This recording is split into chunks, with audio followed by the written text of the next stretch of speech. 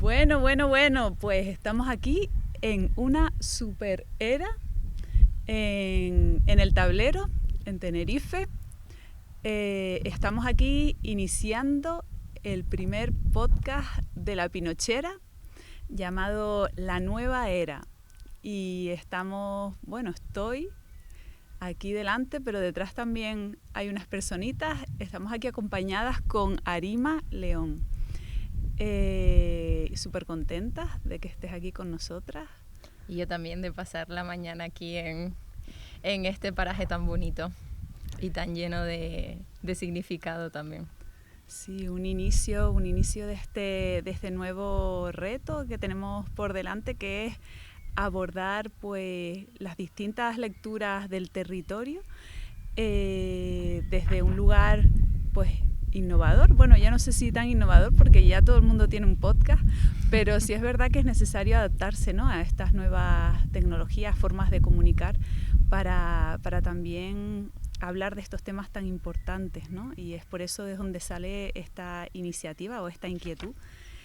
Y bueno, qué mejor lugar aquí rodeada de mujeres, detrás de las cámaras, y también pensando en el único hombre que está aquí detrás, Felipe, que nos contaba cómo su madre, sus tías trabajaban en este entorno, en el tablero, tejiendo y confeccionando, entre otras cosas, la manta plegada, que es conocida como la manta esperancera, y cómo me imagino a esas mujeres que trabajaban con las manos o trabajaban en el campo, las mujeres campesinas, y cómo ahora una forma de mirar el territorio nos trae aquí mujeres campesinas del arte, que yo lo hablo mucho, ¿no?, desde un lugar contemporáneo, ¿no?, y de qué manera las artesanas de Canarias, que están trabajando con el arte desde otros lugares, desde una mirada hacia el territorio, hacia la identidad canaria, estamos aquí, tenemos la suerte de estar aquí juntas. Entonces, Arima, yo me gustaría que te presentases, dijeras tu nombre, apellido, para poner contexto el año en que naciste, porque a lo mejor esto dentro de 2000 años lo rescatará alguien, lo escuchará y dirá, a ver dónde fue esto, cuándo fue, el año que naciste y el día en que estamos hoy. Ok, pues mi nombre completo es Arima Romarey León González, pero como siempre la gente lo escribe mal, pues siempre digo que me llamo Arima León. Nací a principios de agosto de 1993 y estamos en el 14 de noviembre de 2023. ¿Quién es Arima León? Cuéntanos, preséntate. Pues yo siempre me presento como artista porque contemplo la palabra artista no como esa personalidad llena de egos, sino como trabajadora del arte. Y así es como me siento realmente, como proletaria del arte.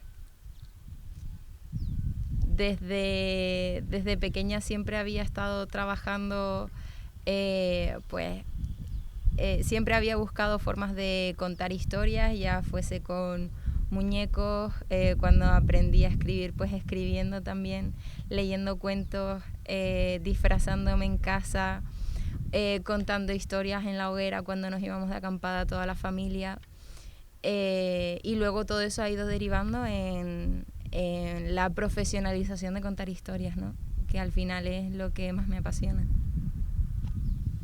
¿Y de dónde eres? ¿Dónde naciste, Arima? ¿Dónde has vivido? Yo soy del sureste de Gran Canaria, que siempre digo que el Doctoral es como una ciudad, una pequeña gran ciudad que viene de un pueblo que se construyó a partir del proletariado y de todos los campesinos y campesinas que fueron del interior de la isla de Gran Canaria al sureste para el cultivo del tomate. Entonces, a pesar de que hoy en día pues vivo en una ciudad, porque así lo es, realmente su gente sigue siendo gente de pueblo y te sigues encontrando como esa esencia de lo que es el pueblo, con sus cosas buenas y sus cosas malas. Y si te dijera ahora, por ejemplo, Arima, recuerda o tráeme un recuerdo de tu infancia relacionado con el campo. Sería sin duda San Mateo. En el Barranco de la Mina era de donde venía mi abuela paterna y donde la familia tenía pues unos pequeños terrenos, ¿no? Entonces nos pasábamos todos los fines de semana a veces de acampada, de asadero, pasábamos fin de año allí y recuerdo estar con el frío de la sequía bañándome, pero súper feliz corriendo de un lado para otro. ¿Y ese lugar existe todavía? Sí, existe, pero de una manera muy diferente. Recuerdo que hace algunos años mi intención era rodar allí una pieza que estaba produciendo, pero resulta que la sequía, pues cortaron el agua y ha muerto prácticamente toda la fauna que había, toda la flora que había en ese barranco. Entonces ese espacio verde que yo sentía que era como una bóveda de árboles, desapareció, estaba completamente seco. La verdad es que fue súper triste porque al final en parte era como cerrar mi infancia. O sea, fue el momento en el que yo sentí que era adulta, donde ya los recuerdos no se pueden sostener porque la realidad te aplasta, ¿no? Y te seca, como el propio barranco. Qué bonito. Y bueno, ¿y cómo puedes, ahora, claro, ya al principio ya me viene esa transformación del territorio, ¿no? De cómo ha cambiado desde que eras pequeña hasta ahora y cómo eso pues ha influido también a la hora de rodar o a la hora de buscar localizaciones o a la hora de buscar esos lugares donde el marco, ¿no? Es visual para ti. Pues seguir buscando otras alternativas. En su momento recuerdo que lo que trabajamos para esa pieza en concreto fue la representación de esa bóveda, de esos árboles que yo tenía en mi mente a través del cuerpo humano. Entonces lo rodamos en un solar en la ciudad de Las Palmas y convencí a un grupo de artistas para que trabajasen el mismo corporal dramático y buscasen esa representación de lo boscoso, de toda esa masa verde a través del cuerpo. Uh-huh. Porque realmente ya no estaba ese lugar, entonces no quería irme a otro sitio. Ahora sí que planteo historias en lugares donde sé que sí son posibles. Uh-huh. ¿Y cómo ves la representación visual del territorio en Canarias? ¿Cómo ha cambiado? O sea, a través de pues sí, las imágenes. Yo tengo un conflicto con la representación de Canarias en el cine, porque realmente no existe. Sería demasiado utópico pensar que ahora mismo existe la suficiente cantidad de películas producidas en Canarias que cuenten que estos son los paisajes de Canarias, porque aquí se está rodando muchísimo, pero se está rodando como si esto fuera el Sáhara, se está rodando como si esto fuera Nueva Zelanda, y de hecho se vende como tal. Se vende un pequeño continente en 7, 8 islas. No. O sea, no se está vendiendo Canarias, se está vendiendo un plató natural donde al final la persona que viene de fuera explota nuestro entorno para que le salga más barato. O sea, que realmente no existe una realidad en cuanto a la representación del entorno ni rural, ni en la ciudad, ni urbanita, porque hace poco, por ejemplo, Vegeta era Cuba en una película de en una película americana, entonces, bueno, estadounidense. Entonces, ¿qué sentido tiene, qué valor tiene para mí eso? ¿Qué valor tiene para nosotras como sociedad canaria esas imágenes? Nada. Para mí no significan nada. Es como, ay, mira, qué divertido, esto es la esquina que está al lado de tu casa, pero ya está. No va a tener ningún tipo de impacto cultural e histórico para nosotras. Uh-huh. Estás introduciendo el cine, ¿no? No querría caer en una entrevista formal, ni mucho menos pretendemos que esto se convierta en la típica entrevista de, pues, formal, ¿no? Es un lugar más social, queríamos hacer una conversación pues más familiar, ¿no? Pero también vamos a abordar, conforme vayan saliendo, temas como estos, ¿no? Que tú como cineasta, ¿no? Porque no hemos hablado de esa parte más tuya, de cómo llegas, ¿no? al arte o cómo estás abordando el arte, a través de qué herramientas, pero ahora que has introducido el cine,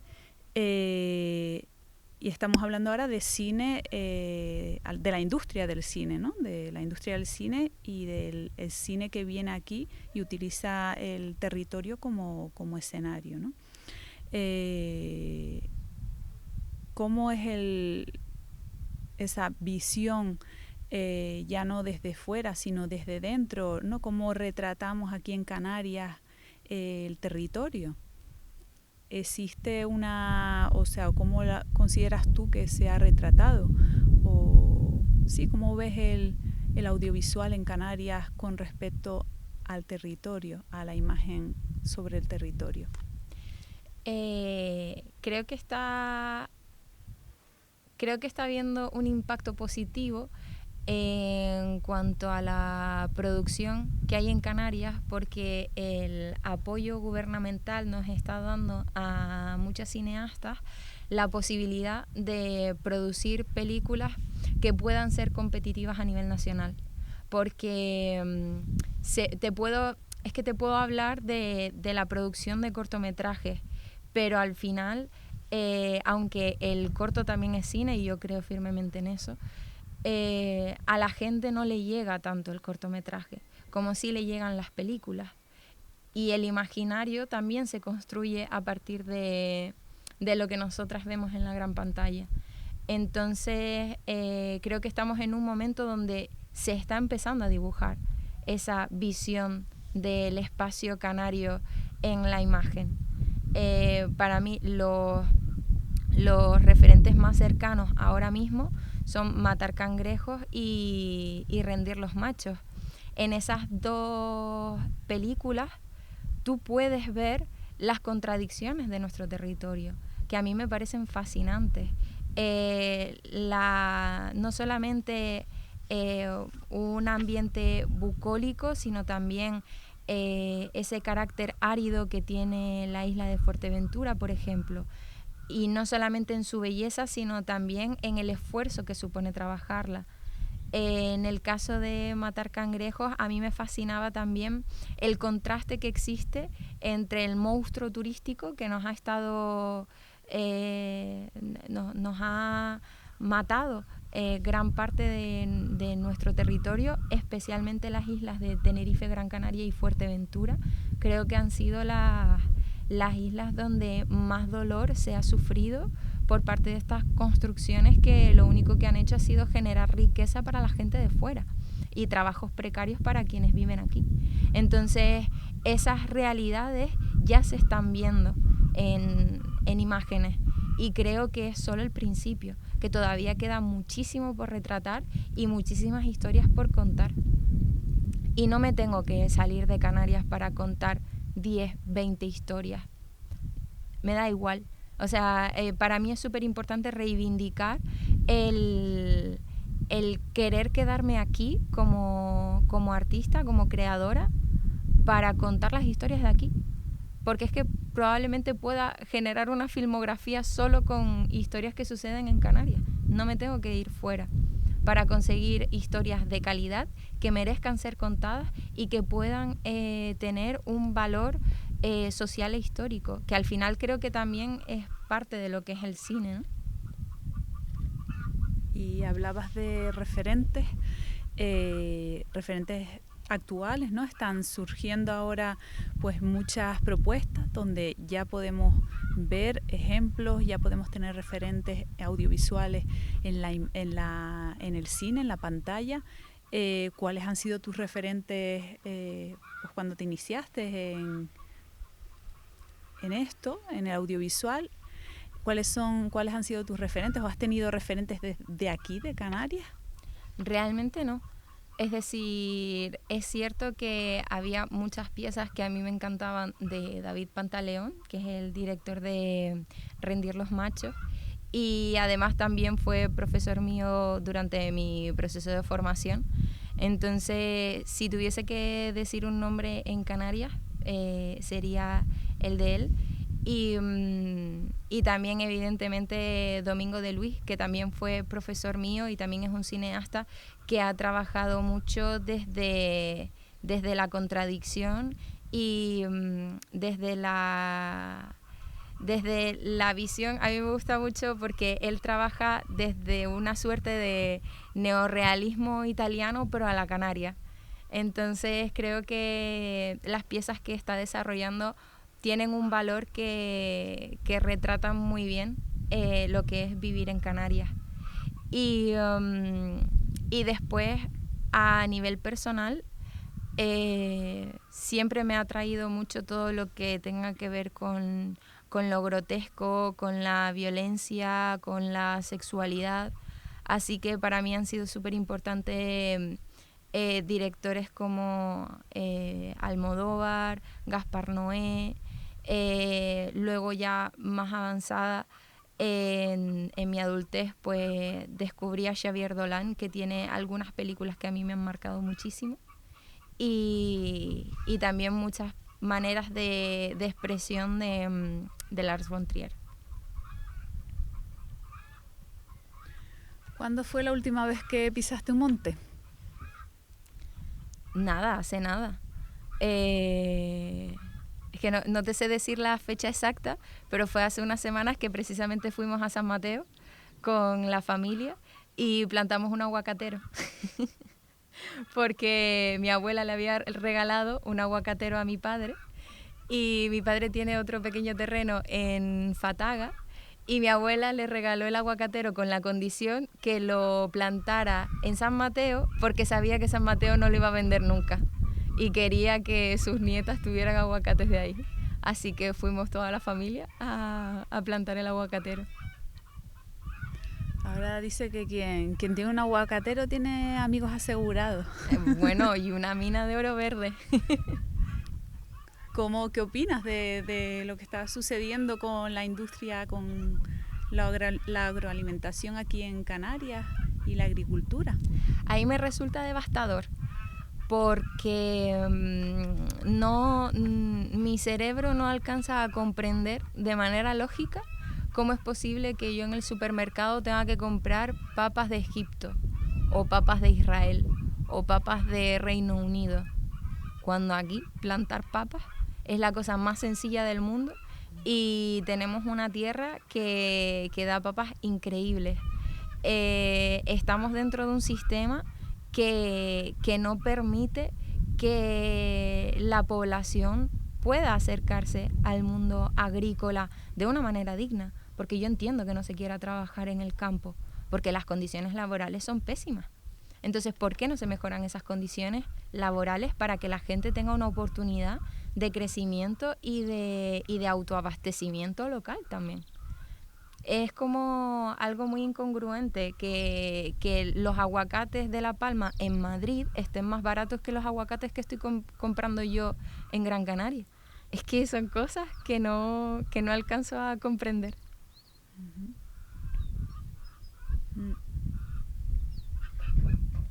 ¿Y cuáles son, pues según tú, pues esas posibilidades o esas maneras esos retos que tenemos delante o esas oportunidades también, ¿no? Con respecto al sector primario, a la agroalimentación aquí en Canarias?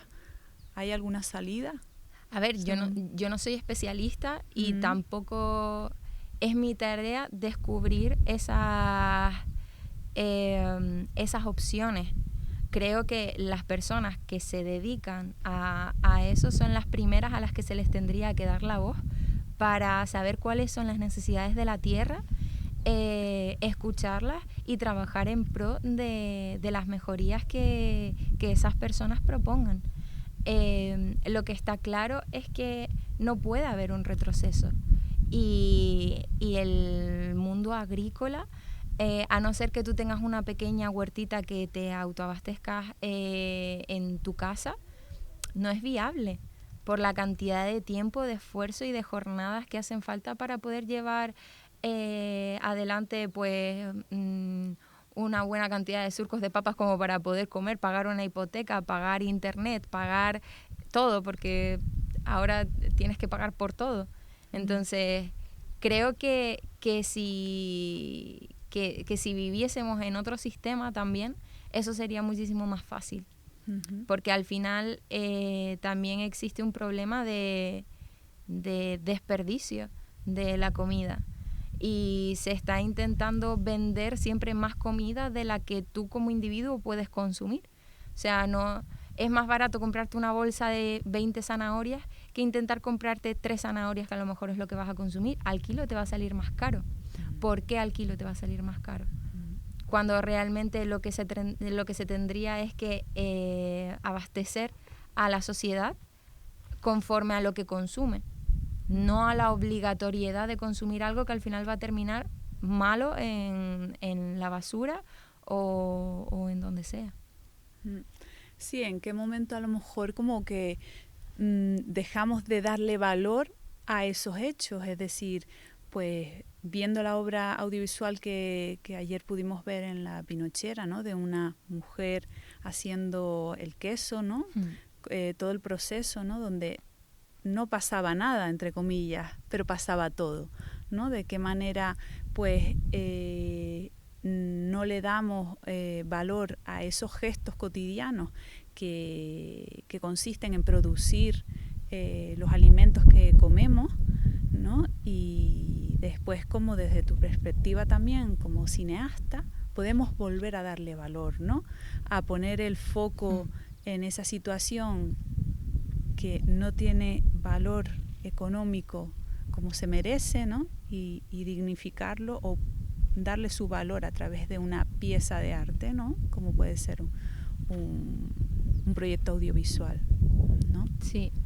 Lo que pasa es que es muy difícil poder poner en la gran pantalla historias tan locales y tan aparentemente pequeñitas, porque hoy en día se prima más una película de 3 millones, o sea, es más fácil levantar una película de 3 millones que de 1, o un cortometraje de 100.000 o 200.000.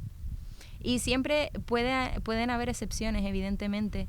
La pieza que vimos ayer probablemente pueda tener un recorrido súper bueno en festivales, pero al final es eso, va a ser en festivales. A mí lo que me gusta de La Pinochera precisamente es que está llevando el cine a mucha gente que probablemente no tenga la posibilidad de ver este cine en X festivales. Porque al final, ¿quién va a los festivales? Pues la gente que está acostumbrada, la gente que forma parte de una forma u otra de la industria. Pero mi abuela no va a ir a ningún festival. Entonces, yo tengo la necesidad de que mi abuela se sienta representada, de que mi abuela en algún momento vea. A mí me pasó con Tomate Canario, que yo recuerdo ver a mi abuela riéndose, feliz, al verse en cierta manera en la pieza que había hecho, en los chistes que contaba, porque al final son cosas que ellas me cuentan a mí y yo luego pues lo uso de inspiración para mis piezas de ficción, porque yo trabajo sobre todo ficción. Entonces levantar ficción es muy difícil, y además que lo quieras hacer de una manera genuina en un entorno local y que beba de una idiosincrasia muy concreta, es todavía más complicado. A mí, yo con Daute Campos, que es otro productor y director de Gran Canaria, empezamos a levantar un proyecto de cortometraje que estaba inspirado en el concepto de viudas blancas, de esas mujeres que enviudaban sin sus maridos morir, sino que se iban a Latinoamérica a crear nuevas vidas y nunca volvían. Entonces, nuestra perspectiva era las hijas blancas. ¿Qué pasa con esa generación de niños y niñas que se criaron en un entorno totalmente matriarcal, pobre y sin la figura de su padre, o la figura de su padre en la absoluta lejanía, ¿no? Nosotras intentamos que esa pieza estuviese escrita de forma oral, como hablaría una señora, y ni siquiera como hablaría una señora, o sea, intentando respetar eso, pero que se entienda, una señora de un barranco en el interior de Gran Canaria. Tú vas a pedir financiación para eso en la península y la gente no entiende lo que tú estás haciendo. Y es que no lo entiende. Y te ponen, cuando presentas los proyectos en el Instituto de Artes Audiovisuales, te ponen notas, ¿no? Entonces te ponen notas por interés cultural. Y a lo mejor te ponen un 6 sobre 10 en interés cultural. Y es como, es que estoy hablando de algo que no hay, no existe. ¿Cómo que tengo poco interés cultural? A lo mejor es porque no te interesa mi cultura, pero esta es mi cultura y tiene valor. Porque es la historia de la abuela de Daute, por ejemplo, fue una de estas niñas, que su padre migró a Venezuela y no recuerdo ahora mismo si tardó en volver o no volvió. Entonces, ese impacto, eso fue una realidad súper fuerte que marcó la identidad de lo que es Canarias hoy en día. ¿Cómo que eso no tiene valor cultural? Sí, que parece que hay que estar haciendo también como pedagogía de la historia, de la memoria, porque incluso desde aquí, ¿no? Las propias personas canarias y canarios no conocemos nuestra propia historia, ¿no? No conocemos, no lo estábamos diciendo. Esto está a 1 kilómetro de mi casa y yo no conocía este espacio, ¿no? Entonces, con el patrimonio, con la historia, con la memoria, todavía hay mucho trabajo que hacer, ¿no? Aquí en Canarias. Nos falta como ese recorrido a conocer nuestra propia historia y desde ahí ya poder hacer ese paso, ¿no? Que los demás también lo integren como su propia historia, lo podamos integrar todos como nuestra propia historia y desde ahí tener la posibilidad de contarlo al exterior, ¿no? Que muchas veces es complicado. Y después también están las modas, ¿no? De que ahora está de moda África. Todo lo que me traigas desde África, sí, está de moda, ¿no? O las historias que traigas desde África, da igual lo que estés contando. Bueno, nosotros somos África. Sí, bueno, esa parte, pero me refiero de que si no hay una persona negra en la imagen o no hay... Ya, ¿sabes? Es que se nos olvida también que somos África. Y que tenemos un privilegio europeo que nos hace no mirar al lado de donde estamos. Pero sí es cierto. De todas formas, yo creo que para poder llegar ahí, primero necesitamos deconstruir nuestro complejo de inferioridad. Es decir, al pueblo canario se le ha dicho constantemente que habla mal, que camina lento, que no sabe, que es dependiente de un Estado que realmente no tiene por qué ser así, pero así nos lo han vendido. Mi madre tiene 54 años y cuando estaba empezando el instituto tenía profesores que venían de la península y de verdad se pensaban que iban a estar en taparrabos. Entonces, si esas generaciones han vivido esa constante sensación de estar infravalorados, ¿cómo van a creer que sus historias son importantes para ser contadas? Entonces, primero creo que tenemos que hacer un ejercicio, y a mí todavía me pasa que a veces tengo que tener cuidado con ese pensamiento de sentir que somos menos, que nuestras historias valen menos. No, señora. Mis historias valen igual. Y mi manera de hablar también. Y mi manera de hablar es patrimonio. Y aunque yo hable el mismo idioma, mi variante del español no es el mismo. Y yo voy a defender mi variante del español porque así es como hablo yo y así es como habla mi abuela. Y así es como ha hablado todo el mundo de mi generación y de mi entorno. Entonces yo tengo que reivindicar eso. Igual antes me lo planteaba, pero ahora mismo yo voy a un laboratorio, que además lo contaba ayer en la proyección, a mí me dicen, es que no se entiende cuando dice sayoso, fleje, y yo, me da igual, que no lo entiendas. O sea, no es relevante. ¿Tú lo vas a entender? ¿Tú estás entendiendo la historia? Sí, pues ya está. O si no, dime, pon subtítulos. Tradúcelo. No, pero ¿cómo vas a traducirlo si es el mismo idioma?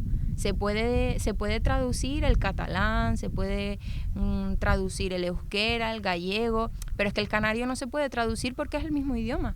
Y es como, me da igual, pero yo quiero decir mi léxico. Yo quiero poner en valor cómo hablo, cómo habla mi abuela.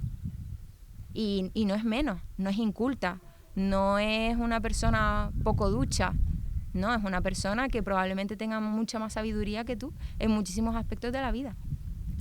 A mí me pasó hace poco tengo un tío que para mí es la persona más sabia del mundo y le he estado haciendo pequeñas grabaciones pues sobre la tierra.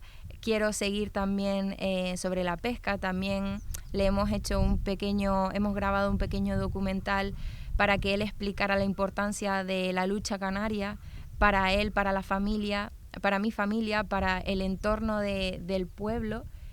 Y cuando yo he subido cosas sobre mi tío Antonio, la gente me dice, ¡ay, qué gracioso! ¿De dónde lo encontraste?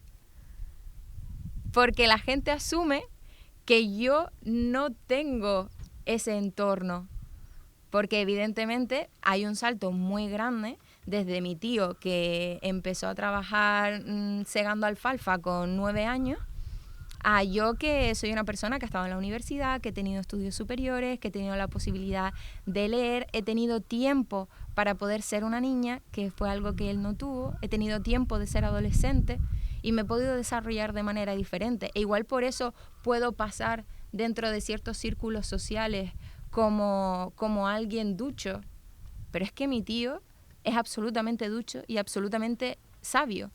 Y cada vez que hablo con él me enseña una cantidad de cosas que un libro jamás me va a enseñar. Entonces también existe un prejuicio por parte de la sociedad canaria que tenemos que deconstruirnos, como que lo del campo es menos porque no está documentado. Así que creo que hay que poner en valor eso y demostrar que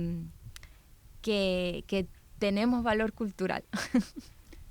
Y es que también el tema, ahora me venía a la mente, ¿no? Como prácticamente en una generación hemos pasado de estar trabajando en el campo a no saber ni cómo plantar una papa, ¿no? Que eso es muy característico de la idiosincrasia canaria, ¿no? De que con el boom turístico el sector primario se fue todo, ¿no?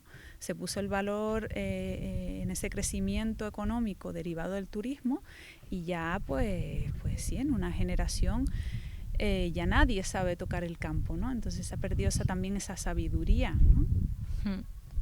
Sí, porque al final es como esa cosa, aquí en Tenerife es como esa cosa de magos y en Gran Canaria esa cosa de mauros, ¿no?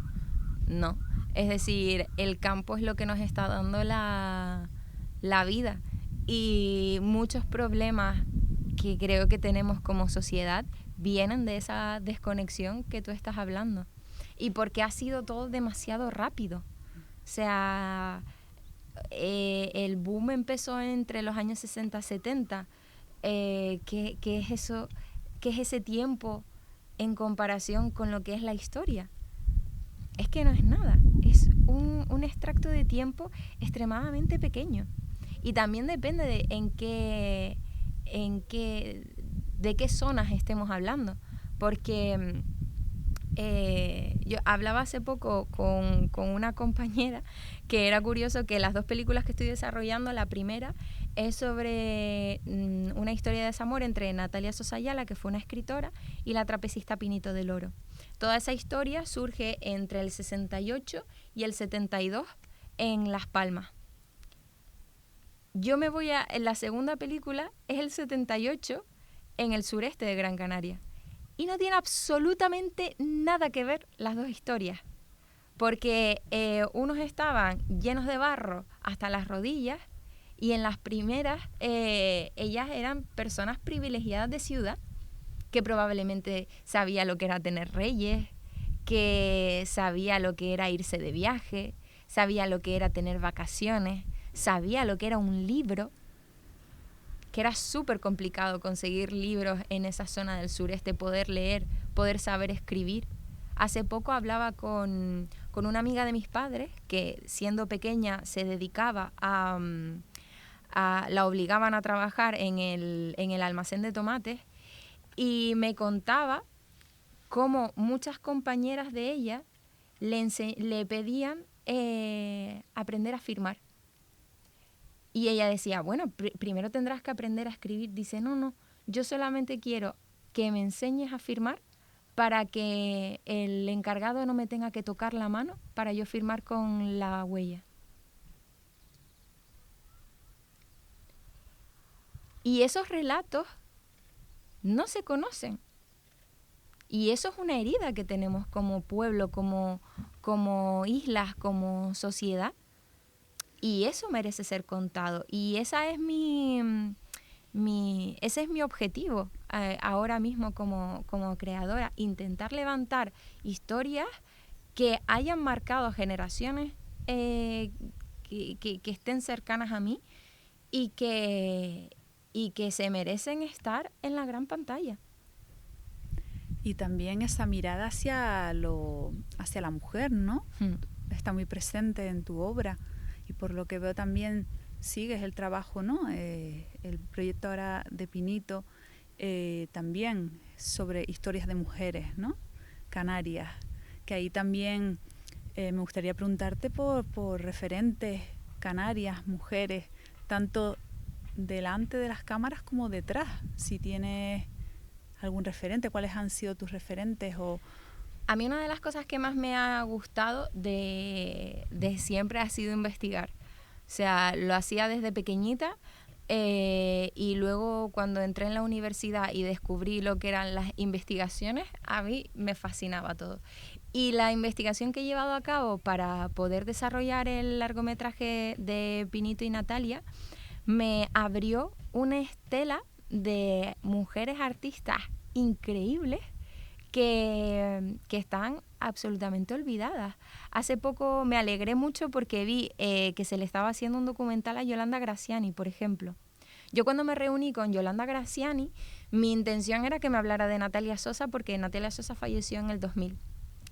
Yolanda no paraba de hablarme de ella porque tenía la necesidad de contar su historia, porque tenía la necesidad de que alguien mostrara interés por lo que ella había sido y lo que ella había vivido. Que esa señora hacía performance con Dalí en Italia en los años 70. Una señora de terror que hacía arte abstracto. Y su historia, su manera de expresarse a través de la pintura abstracta, a mí me conmovió muchísimo y la tengo súper presente cuando estoy creando. Pero es que la tengo súper presente. Y obviamente también Natalia en los últimos años ha sido un personaje que a mí me ha transmitido muchísimo, sobre todo porque antes a mí me costaba mucho hablar del sentimiento de patria, porque yo me sentía absolutamente apátrida de todo, precisamente por mi identidad canaria, por no sentirme reflejada como la Canarias que me estaban vendiendo. No me sentía reflejada en la España que se vende ni en la Europa que se vende. Entonces tampoco era africana, o sea, no sabía de dónde era, no sabía lo que era. Y Natalia, su último poemario fue Los poemas de una mujer apátrida. Y a mí ese poemario me atravesó por completo, porque empezó a poner en palabras un dolor que yo no era consciente que tenía tan hondo. Y era precisamente por esa falta de sentirse de algún sitio. O sea, al final es cierto que en el himno de Canarias, el himno de Canarias está inspirado en el poema de Nicolás Estebanes, que dice: mi patria es del almendro, la dulce, fresca e inolvidable sombra. Y tiene razón. O sea, para mí la patria al final no deja de ser la ropa vieja que prepara mi abuela el 6 de enero. Y toda esa mesa llena de gente gritando y comiendo y pásame el pan y pásame el vaso. Entonces, eso para mí es Canarias. Y ahora yo estoy en un proceso en el que en los últimos años me he estado reconciliando con lo que es ser canario, en esta época de absoluta globalización también.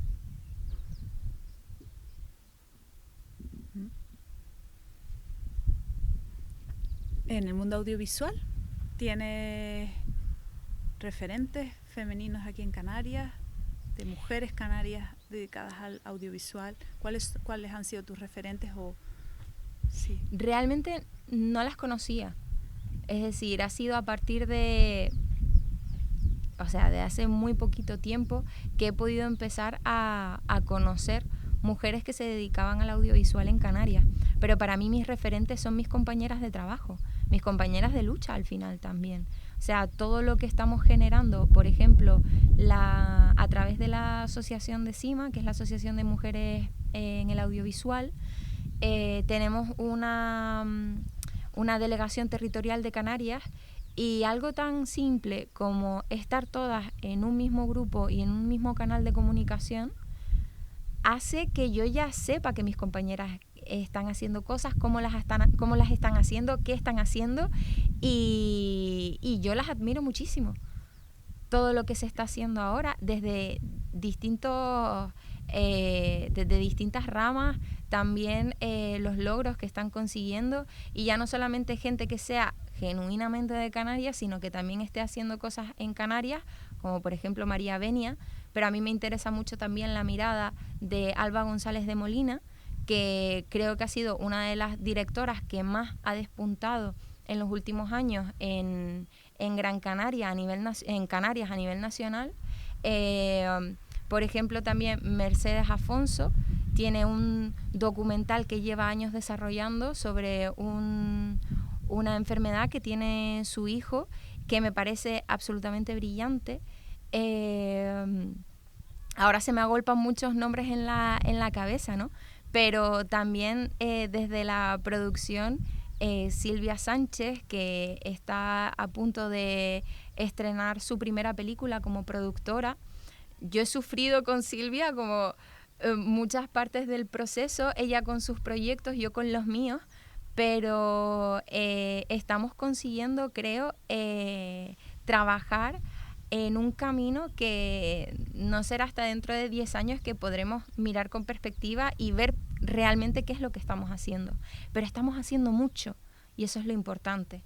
Y estamos haciendo con mucho coraje, estamos haciendo con mucha pasión, y estamos haciendo de manera honesta. Y creo que eso se va a ver reflejado de alguna manera. Ya veremos cómo, porque no soy sajorina, como diría mi abuela. Pero bueno, espero que también se empiece a ver pronto, porque creo que hay muchos proyectos que se están desarrollando que merecen mucho la pena.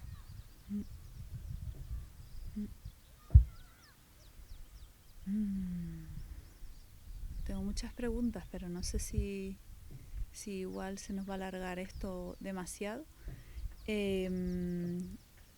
¿Quieres que hablemos un poquito? Ya has hablado, ¿no?, de tus piezas, ¿no?, de los logros de Tomate Canario. ¿O quieres contarnos un poco cómo surge esa idea? Vale. Tomate Canario realmente surge como un ejercicio para mí, como directora, porque yo hasta entonces, yo empecé a hacer cortometrajes con algo de equipo a partir de 2013. Pero siempre lo había trabajado desde una perspectiva muy experimental, desde la performance, desde conceptos narrativos que yo iba extrayendo de prácticas y sistemas de interpretación que luego pues le dábamos un valor creativo, ¿no? Pero es cierto que cuando yo empecé el proyecto de Tal vez, yo sabía que quería hacer una narrativa más tradicional, porque lo que buscaba era que la gente viera mi cine. Y al final, si hasta mi padre le cuesta ver los cortos que yo hago, yo sabía que yo quería seguir desarrollando mi parte experimental, pero que las historias llegaran al gran público. Porque al final para mí es fundamental. Y si yo percibo el cine como un arte al servicio del pueblo, pues tiene que estar al servicio del pueblo. No puedo estar siempre con esa idea de la intelectualidad de la imagen. No. O sea, yo quiero remover cosas a la gente y que la gente se sienta bien viendo mis películas. Entonces, con Tal vez, cuando empecé a moverlo, la gente asumía que yo iba a continuar con la línea experimental. Uh-huh. Y me vi que tenía un problema real porque no sabía cómo explicar qué tipo de narrativa quería trabajar. Así que Tomate Canario quería trabajar pues la representación de la sexualidad lésbica, porque también venía a propósito de la película de Tal vez. Quería trabajar la identidad canaria, en este caso de una Canarias con la que yo me sentía más identificada que la de Natalia y Pinito. Y también quería trabajar la salud mental a través de la representación de los pensamientos intrusivos, que es algo que yo he vivido desde que soy pequeña y que me ha generado mucha ansiedad y muchos problemas desde que soy chiquitita. Entonces dije, vale, ¿de qué manera construyo una historia que pueda beber de estos tres ejes, ¿no? Que pueda construir a partir de estos cimientos? Y se me ocurrió irme a un invernadero, porque el invernadero da muchísimo calor, que es la ansiedad que provocan esos pensamientos. Esos pensamientos estaban producidos por unos pensamientos homoeróticos, y además el invernadero ha sido lugar de felicidad y sufrimiento para mi familia. Entonces quería trabajar eso en la pieza. Quería que fuese una situación violenta y dura, pero que a su vez también tuviese partes relajadas. Porque, por ejemplo, mi padre y mi madre nacieron en la misma calle, pero se conocieron realmente ya cuando eran adolescentes, casi adultos jóvenes, ¿no? ¿Qué pasa? Que mi padre trabajaba con mi abuela materna en Los Surcos. Entonces ellos fueron compañeros de trabajo antes de que mi padre mantuviese una relación romántica con mi madre, ¿no? Mi padre y mi abuela siempre me cuentan todo lo que vivían ahí y sufrían como perros. A mi padre le daba muchísimo asco porque en esa época él no se podía llevar agua de su casa y tenía que beber del porrón. Y le daba muchísimo asco porque él es muy escrupuloso y la gente pegaba la boca. Mi padre se pegaba 8 horas de jornada laboral dentro de un invernadero sin probar una gota de agua. Eso es durísimo. Pero a la vez no puede evitar reírse a carcajadas cuando recuerda los chistes que mi abuela le contaba o cuando intentaba emparejarlo con una que le faltaba un diente. Entonces yo quería que ese contraste estuviese en Tomate Canario de alguna manera. Al final es solamente un primer ejercicio. Yo nunca percibo como las filmografías o las películas como resultados finales, sino como resultados en proceso, ¿no? Que al final es yo también probando en una narrativa que yo no había experimentado nunca, que no había probado nunca hasta ese momento. Y la intención es seguir por esa línea de Tomate Canario, pues con Las Hijas Blancas, que es el proyecto que te comentaba que estoy desarrollando con Daute Campos. Sí, cuéntanos, o sea, a mí me gustaría que me contaras pues esos proyectos que tienes ahora en marcha, sí, en la actualidad, los próximos años. Ok, pues todavía estamos en fase de financiación con Tal vez, que es el proyecto que más avanzado tenemos, que esperamos que en la próxima convocatoria delicada pues ya podamos completar la financiación y rodar la película. Luego, a partir de Tomate Canario, empecé a desarrollar tomate. Mi idea al principio era simplemente desarrollar un largometraje que mostrara de dónde venían esos personajes y por qué terminaban en esa situación tan violenta, ¿no? Pero cuando yo empezaba a pitchear, a defender mi proyecto en laboratorios y en mercados, una vez me vino una asesora y me dijo, es que ahí no está tu película. Porque tú cada vez que vas a defender la película hablas de tus tías y de tus tíos en Los Tomateros. Y hablas siempre de la lucha obrera. Pero es que no hay lucha obrera en la película que estás planteando. Y fue como, es verdad. Entonces a partir de ahí tuve que hacer un ejercicio de borrar absolutamente todo lo que tenía de ese proyecto y transformarlo en lo que es ahora.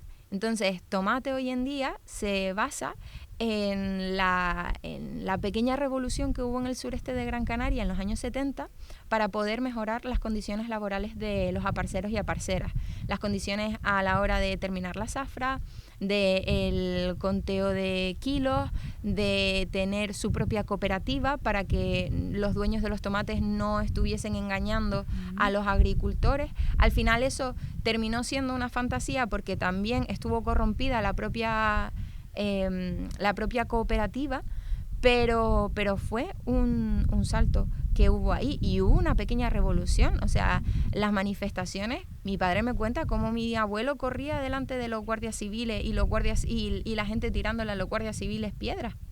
Y, por ejemplo, a un tío mío, el marido de mi tía, que es de un pueblo que se llama Casa Pastores, les llaman los arriapueblos. Y yo siempre tenía curiosidad porque no entendía por qué le llamaban arriapueblos. Y un día me dijo que es que la familia se subía en las azoteas gritando arriba al pueblo en esas manifestaciones y por eso se les puso el apodo de arriapueblos. Entonces, ese tipo de historias es lo que ha ido conformando la historia de Águeda y de Juana, que al final son dos hermanas que una desiste de la lucha obrera y se va a trabajar como camarera de pisos al sur de la isla en los 70, y una que persiste y continúa luchando hasta el final para poder tener un entorno mejor donde crear una familia y tener prosperidad. Supongo que conoces el libro Empaquetadoras, ¿no? De tomates, de Domingo. Sí. Hay un libro. Sí. De hecho, no tenía constancia de él y por suerte en el municipio de Santa Lucía, que es de donde yo soy, hay un museo que se llama el Museo de la Zafra. Entonces, el director del museo me dio estos libros que yo no conocía. Este y también otro que habla en general de cómo fue el proceso de lucha obrera. Sí, porque en este libro también se habla mucho de lo que decías tú ayer también de derecho de pernada, ¿no? De todas esas historias de las mujeres empaquetadoras de tomate del sur de Gran Canaria. Y es muy interesante también todos esos testimonios, ¿no? Sí, me parece muy guay, pues a ver si hay suerte. ¿Para cuándo está prevista la producción? Todavía ni siquiera nos planteamos fechas, estamos en desarrollo. Yo estoy empezando a escribir, he escrito ya el tratamiento de esta segunda versión y quiero empezar a dialogar en breve, pero todavía es pronto como para poder establecer una fecha. Lo que es seguro es que la haremos. Vale. Y entonces está Tomate, ¿no? Está, ¿cómo va la pieza de Pinito y de Natalia? Pues estamos casi al 50% de financiación. Nos queda solamente el Fondo Nacional y desde que nos concedan el Fondo Nacional, a ver si el año que viene tenemos más suerte que este y empezaremos a rodar. Qué bueno. ¿Algún otro proyectito que tengas por ahí? Sí, luego estamos con cortometrajes. Porque también una tiene mono de rodar y los cortometrajes al final son más fáciles de financiar. Hace poco estamos terminando ya la postproducción de Salón Dorado, que es un falso documental sobre pornografía que fue un proyecto que empecé en 2018 porque anoté una vez, mientras estaba estudiando el máster de Cultura Audiovisual, un profesor dijo que la primera película que se había proyectado en la historia de Gran Canaria había sido una porno en el gabinete literario. Entonces a mí eso me fascinó y cuando le pedí más información me dijo que me lo había inventado, que él no había dicho tal cosa. Así que partí de la premisa de que ok, me lo invento, pues yo quiero hacer mi primera película porno en el gabinete literario. ¿Qué pasa? Que en el 2018 fue cuando empecé a ver un poco de qué iba esto el mundo de la producción audiovisual y en la ley de cine española y en la ley de subvenciones en las dos pone que películas que puedan estar calificadas como X no pueden estar subvencionadas con dinero público. Entonces el cortometraje Salón Dorado trata de este proceso que yo viví de imposibilidad de hacer porno, el porno en el que yo creía y el que yo creo que sí puede hacer bien a la sociedad. Y además plantea la pregunta de por qué la pornografía no puede estar subvencionada con dinero público. Porque lo que pone en la ley de cine es que las películas calificadas como X son las de extrema violencia y las que tienen sexo explícito. Pero claro, ¿qué es el sexo explícito? ¿Se entiende el sexo explícito como algo exclusivamente de penetración? Porque entonces nos estamos dejando una parte del sexo muy importante que no se está valorando. Entonces, ¿en el mainstream existe sexo explícito? Por supuesto que sí. ¿Se subvenciona el cine mainstream? Sí. Entonces, ¿por qué la pornográfica no? ¿No? Y hablas de la violencia, ¿no? Exacto. La violencia parece que sí está, ¿no?, permitida, ¿no?, según esto. Y hay mucha violencia en el audiovisual, ¿no? Y sí, es una cuestión muy interesante, ¿no? Entonces, sí, mucho ánimo. Y esa ya la estás terminando, ¿no? Sí, esa ya la estamos terminando de producir. De hecho, ayer estaba hablando con el compañero que se está encargando de la postproducción de sonido y esperamos empezar el recorrido en festivales en breve. Y luego en desarrollo tengo varios, pero al que más le estamos poniendo empeño es a Las Hijas Blancas, que era el proyecto que comentaba antes, y también Collas, que es un documental es una historia de ficción que está inspirado en hechos reales, de una vez que estaba yo en la guagua y escuché a dos chicas que resulta que acababan de salir de los juzgados porque estaban intentando que denunciaran a su proxeneta. Y eran dos adolescentes. Entonces, pues Collas es un poco la recreación de la vida de estas dos chicas, tratando de buscar una representación de las víctimas sin estar victimizadas, con la fuerza que requiere también sobrevivir a situaciones tan violentas como las que chicas forzadas y llevadas hacia la prostitución de menores, pues están obligadas a vivir de una manera demasiado temprana. Qué guay. Qué guay, Arima. La verdad es que estoy súper contenta que seas la primera persona la que inaugura este podcast, La Nueva Era, ¿no? Y la nueva era viene con fuerza, ¿no?, con tu generación ahí tirando fuerte, hablando de cosas sociales a través de la ficción, tratando la identidad de aquí también desde distintos lugares, ¿no? Y eliminando, o bueno, intentando evitar esa imagen bucólica, romántica hacia el territorio, hacia la gente y hablando de tu realidad también, ¿no? Esa entremezcla, ¿no? Muchas gracias. Antes de terminar, vamos a hacer ahí un corte y vamos a darle un pequeño break. Vamos a hacer en el podcast que se nos ha ocurrido que ahora va a entrar Arula, te va a hacer un par de preguntitas en una línea más de la sostenibilidad. Genial. Bienvenida de nuevo, Arima León. Gracias. Tenemos la suerte de que eres nuestra artista pionera en inaugurar con nosotras La Nueva Era. Y yo encantada de estar. He tenido la suerte de poder escuchar todo el podcast que tenemos grabado dentro de La Pinochera, el cual invito a la gente a que escuche para conocer mejor su trabajo. Y ahora nos vamos a centrar en un proyecto que llevamos desde La Madre Monte, que es Abonar, Campos de Cultura Sostenible. Entonces, queríamos adentrarnos en este terreno de la sostenibilidad. Y yo solamente quería aportar como un punto de partida. que es que la sostenibilidad es una palabra plástica, ya está clasificada dentro del vocabulario plástico, que es ese vocabulario que usamos y realmente no sabemos lo que quiere decir porque se usa para todo. Entonces, por un lado, quería traer una perspectiva desde África, de países africanos, en que dicen que la sostenibilidad es el sueño del hombre blanco y entiendo que también de la mujer blanca.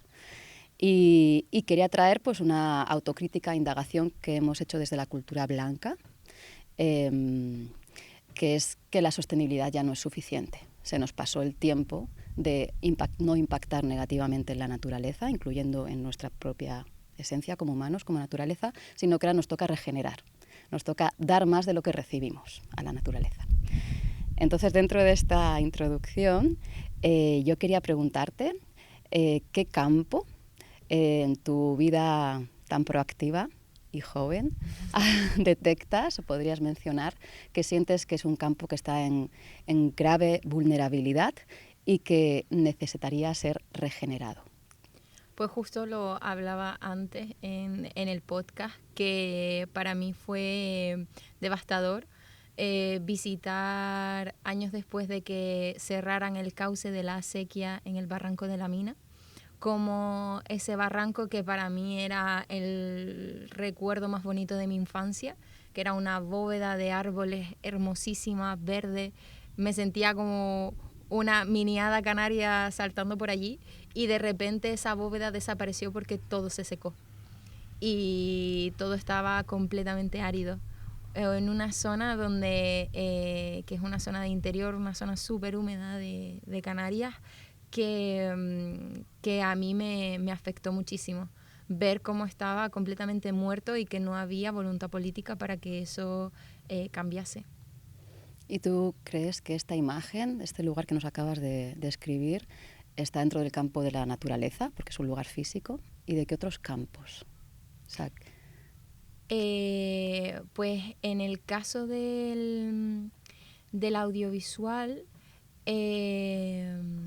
pues la falta de conciencia del impacto real que hace nuestro trabajo en la tierra. Creemos que como no hacemos construcciones agresivas, como puede ser un hotel, no estamos dañando el entorno, pero realmente sí dañamos el entorno pues viajando, qué tipo de combustibles van a usar los coches de producción, de qué manera se va a tratar el entorno donde vamos a rodar, si vamos a rodar en espacios naturales. Y esas reflexiones se están empezando a hacer desde hace muy poco tiempo, pero creo que a día de hoy todavía funcionan como el requisito que el ICA te pide para poder darte la subvención, que es tener un eco-manager y un eco-runner que lleve la huella de impacto de tu proyecto. Y creo que todavía es eso, como el requisito, y no existe la conciencia real. Uh-huh. Vamos a pedirte que nos contestes de una parte como consumidora de cultura y de arte y de audiovisual y por otra parte como productora, ¿no? Como creadora. Como consumidora, ¿qué ejemplos, ya nos acabas de decir algunos, pero qué más ejemplos ves que están impactando negativamente en la vida? Desde la vida material a la vida no material, ¿no? Inmaterial, que puede ser la cultura, puede ser la educación, puede ser la economía, ¿no?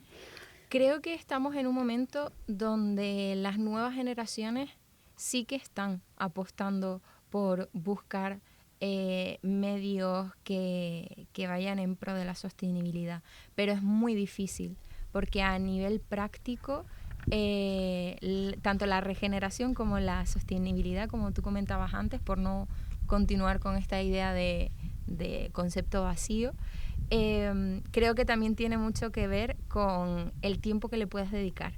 Porque yo en muchas ocasiones, cuando me dedicaba más al teatro, sí que intentábamos, por ejemplo, bueno, ¿cómo vamos a crear un espectáculo que sea respetuoso con el medio ambiente? Y pues decíamos, bueno, el vestuario lo podemos comprar de segunda mano, pero había cosas que necesitábamos a medida. la escenografía, cómo conseguimos materiales para trabajar de manera sostenible. Pues era posible, pero muy complicado, porque eran materiales que no se sostenían en el tiempo. Para tú llevar de manera dura, que al final son como son las giras de teatro, los materiales se llevan golpes, y los que suelen estar relacionados con materiales reciclados, pues era problemático, y siempre teníamos como esa vicisitud. Siempre que hay un proyecto que ahonda en este tipo de planteamientos, a mí como consumidora me atrae mucho más, porque creo que son reflexiones que desde la producción y desde la creación son necesarios hacerse, porque hagamos arte no significa que estemos contaminando poco. Incluso se puede regenerar haciendo arte, ¿no? Exacto. De hecho, en el cine es obligatorio. O sea, tenemos que medir nuestra huella de impacto, y a partir de ahí replantar y generar acciones que afecten de manera positiva todo lo que ha ido en detrimento de la naturaleza en nuestra producción. ¿Tú crees que la inercia del cine, y ahí puedes diferenciar, ¿no?, si un cine mainstream o un cine más de autor o un cine más marginal, ha tenido en cuenta el impacto que tenía sobre la vida? Depende del tipo de cine. Hay un cine que es mucho más industrial, porque no es lo mismo un pequeño hotel rural que tenga una pareja de 3 habitaciones en el monte, que de repente hagan un hotel de 400 habitaciones. Entonces el impacto no es el mismo, y yo creo que el tiempo para reflexionar sobre esto tampoco es el mismo. ¿De alguna forma crees, y ahí quiero a lo mejor rascar un poco en ti, cuáles son las cualidades que tienes, que te han hecho desde el principio tener en cuenta ese impacto, ¿no? Y cuáles son las cualidades que crees que tiene esta generación, las ventajas, para tener una conciencia más cuidadosa con la vida? Realmente yo he de confesar que a mí también me sigue costando. Porque cuando hablo de nuevas generaciones me refiero más a la generación centennial. Yo al final soy del 93 y estoy como ahí en medio de lo millennial y lo centennial, que estoy en un lado y en el otro, y en ningún sitio a la vez. Y a mí, como parte millennial, me ha costado tener una conciencia, y a veces no soy consciente de los pequeños gestos por el ritmo de la vida, porque al final eres productora precaria, estás tú sola, y a veces la sostenibilidad no se te pasa por la cabeza, porque estás pensando en que todo el mundo esté dado de alta y que todo el mundo tenga seguro, ¿no? Que no es justificable, pero que sí es por lo que muchas veces me cuesta parar, pero sí me obligo. Y sí me obligo a generar ese espacio crítico y esa autocrítica de decir, vale, ¿cómo puedo mejorar esto en la siguiente vez? Y yo creo que a la generación Centennial y Alfa, lo que más les está llegando son los mensajes del activismo en redes, y en redes sociales, y el activismo en internet, y cómo el mensaje se está pues se está transmitiendo de una manera urgente, y las nuevas generaciones lo están captando muchísimo más rápido que las anteriores. Danos una cualidad que tienes que te ha hecho tomar conciencia. ¿O cuál cualidad te gustaría? La autocrítica, quiero creer. Precisamente esa obligatoriedad impuesta que me hago de analizar lo que he estado haciendo y cómo puedo estar mejorando. También puede ser como el complejo perfeccionista que tengo constantemente de siempre querer hacer las cosas mejor, ¿no? Pero bueno, creo que sería esa. Gracias. Pues como somos gestoras de cultura sostenible, voy a aprovechar que te tengo aquí para preguntarte qué necesidades sientes insatisfechas para poder ser una creadora más sostenible o regenerativa. Dinero. Básicamente, dinero. Porque realmente, es cierto que tener una persona que se encargue exclusivamente del cuidado del entorno, creo que es fundamental, pero yo no tengo para pagarla. ahora mismo. Ojalá en un futuro la tenga y desde que tenga ese dinero estará. Pero ahora, por ejemplo, no la tengo.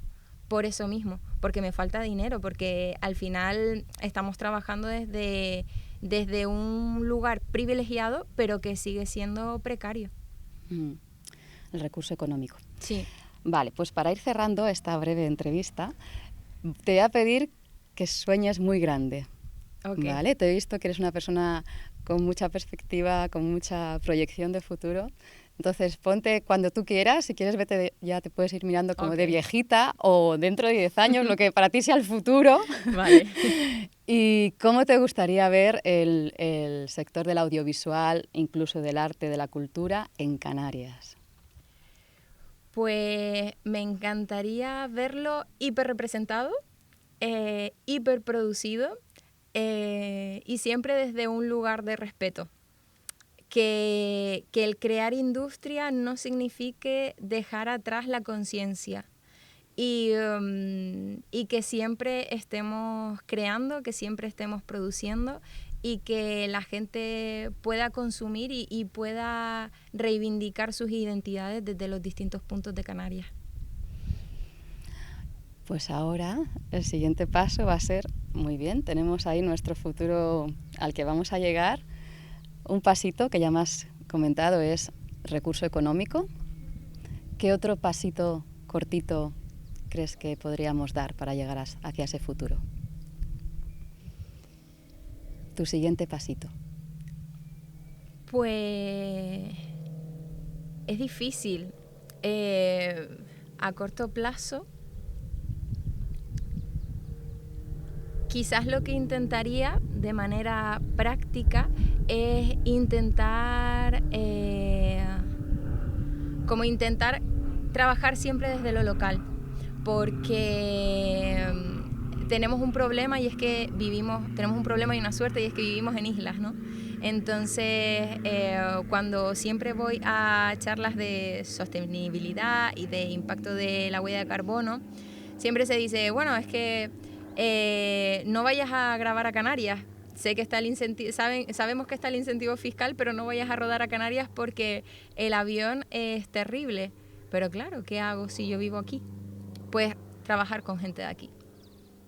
Intentar trabajar en zonas donde pues la gente pueda llegar de una manera conjunta, por ejemplo, con el gasto del coche, que no tengamos que estar trayendo a personas de fuera para no tener que estar trabajando ni con barcos ni con aviones. Y ese tipo de decisiones creo que también afectan positivamente al sistema económico de las islas, ¿no? O sea que el kilómetro cero sería una estrategia también en el cine. Exacto. Para fortalecer la economía local, la sostenibilidad. Arima, tanto del podcast con La Pinochera, como creadora que hemos tenido representando tu obra en el festival, como de este podcast de sostenibilidad en el campo cultural, ¿qué pregunta me ha faltado hacerte? Ninguna, porque ustedes lo han hecho todo muy bien, ¿eh? Pero ¿qué pregunta nunca te hacen? ¿Cuál es la pregunta que ves? No sé, si hay alguna pregunta para ti oculta, por lo que sea, ¿no? Pues realmente creo que han sido algunas preguntas incómodas, en tanto en cuanto que no estoy acostumbrada a que me las hagan, es precisamente qué hacer ya. No qué hacer en un futuro, sino qué hacer ya. Pero esa te la he hecho. Sí. Ahora hablo de la incomodidad compartida. ¿Qué preguntas nunca te hacen y te gustaría que te hicieran? Va a quedar solo la pregunta, no va a haber respuesta. Ay, que no lo sé. No lo sé, la verdad. Vale. Me quedé en blanco. Y mira que es difícil dejarme en blanco. Pues te dejo con la pregunta. Perfecto. Y si algún día descubres, mira, esta pregunta nunca me la hacen. Me acordaré de ti. ¿Vale? Y nos la mandas. ¿Vale? Y te la haremos. ¿Vale? Genial. Encontraremos quien te la pueda hacer. Perfecto. ¿Vale? Vale, pues ahora vamos a hacer un juego para ver que salgan palabras desde otro lugar que no sea nuestra razón, ¿no? Okay. Y nuestra coherencia, que la tenemos. A ver qué te surge. Así como respuesta rápida, yo te voy diciendo una palabra y tú me contestas. Y también vale el silencio. Ok. Cultura. Paz. Arte. Alma. Campo. Infancia. Urbe. Estrés. Pasado. Futuro. Presente. No lo sé. Futuro. Tampoco. Innovación. Novedad. Gestión cultural. Futuro. Sostenibilidad. Presente. Sueño. Ay. Muchos. Patrimonio. Canario. Canarias. Historia. ¿Y la nueva era? Este podcast. Muchísimas gracias, Arima. A ti. Que llegue a todos los artistas creadores de todos los campos, incluso que trascienda el campo cultural y consigamos esa visión que tienes. Ojalá, ojalá. Y mucha suerte a ustedes también con este podcast y que sea el primero de muchos. Nuestro primer pasito. Sí. Gracias. A ti.